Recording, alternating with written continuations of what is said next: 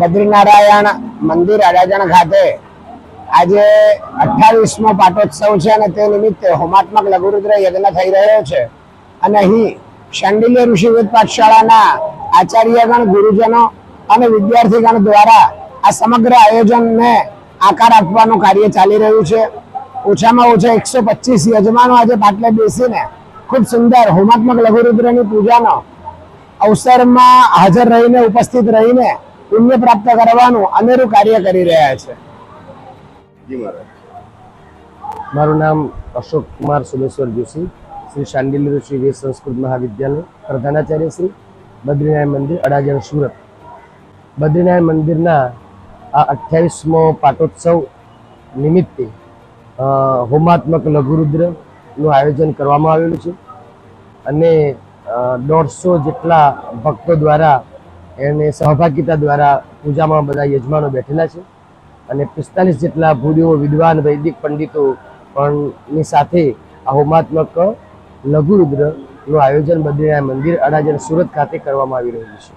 આ મંદિર છેલ્લા 28 વર્ષથી સનાતન સંસ્કૃતિનું સતત ને સતત કાર્ય કરી રહેલી છે.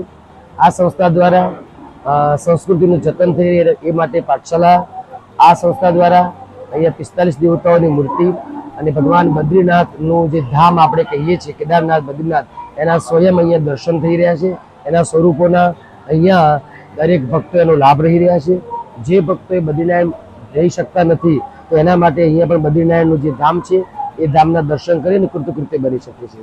તો આ સૌ જનતાને આજના શુભ પ્રસંગે આપ સૌને આજના આ પ્રસંગની અંદર જે બદ્રીનારાયણ ભગવાનનું જે યજ્ઞ થઈ રહ્યું છે એ બદ્રીનારાયણ ભગવાનના યજ્ઞની અંદર સૌ ભક્તોના કલ્યાણ માટે, સમાજની કલ્યાણ માટે, સનાતન સંસ્કૃતિની ઉન્નતિ માટે આ કાર્ય બદ્રીનારાયણ મંદિર ટ્રસ્ટ દ્વારા થઈ રહ્યું છે. મારું નામ પ્રવીણકુમાર સોમેશ્વર જોશી છે. હું શ્રી શાંડિલ્ય ઋષિ વેદ સંસ્કૃત મહાવિદ્યાલયની અંદર વેદાધ્યાપક તરીકે મારી ફરજ બજાવું છું. અત્યારે એસ.કે. પટેલ શ્રી બદ્રીનારાયણ મંદિરની અંદર, બદ્રીનારાયણ ધામની અંદર હોમાત્મક લઘુરુદ્રનું આયોજન કરવામાં આવ્યું છે.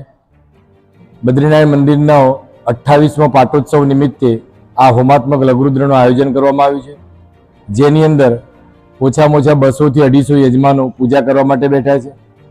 આ યજ્ઞનું આયોજન સમસ્ત વિશ્વનું કલ્યાણ થાય, સમસ્તની મનોકામના પૂર્ણ થાય એ માટે આ ભવ્ય આયોજન બદ્રીનારાયણ મંદિર, અડાજણની અંદર કરવામાં આવેલું છે.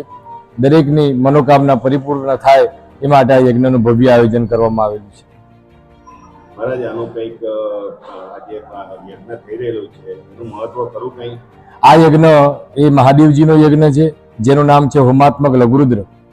હોમાત્મક લઘુરુદ્રના દર્શન કરવાથી, હોમાત્મક લઘુરુદ્રની આહુતિ આપવાથી, આ યજ્ઞમાં બેસવાથી દરેક મનોકામના આપણી પરિપૂર્ણ થાય છે.